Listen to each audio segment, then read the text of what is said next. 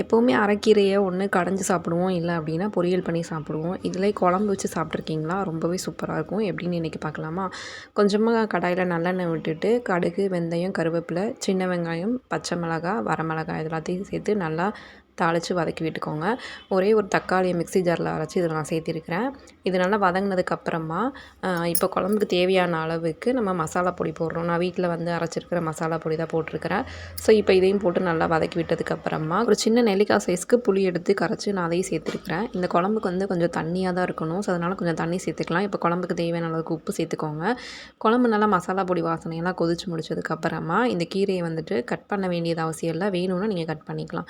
இப்போ அப்படியே எடுத்து இதில் போட்டுட்டு கொஞ்சமாக தேங்காய் மட்டும் அரைச்சி நல்லா தண்ணியாக எடுத்து நீங்கள் இதில் ஊற்றிடலாம். குழம்பு நல்லா ஒரு 5 நிமிஷம் கொதிக்கட்டும். இப்போ கொதிச்சதுக்கப்புறமா வந்து பார்த்திங்க அப்படின்னா சூப்பரான கீரை குழம்பு, அரைக்கீரை குழம்பு ரெடி ஆயிடுச்சு. எப்படி இருக்குன்னு சொல்லிட்டு கண்டிப்பாக ட்ரை பண்ணி பார்த்துட்டு கமெண்ட் பண்ணுங்கள். தேங்க்யூ.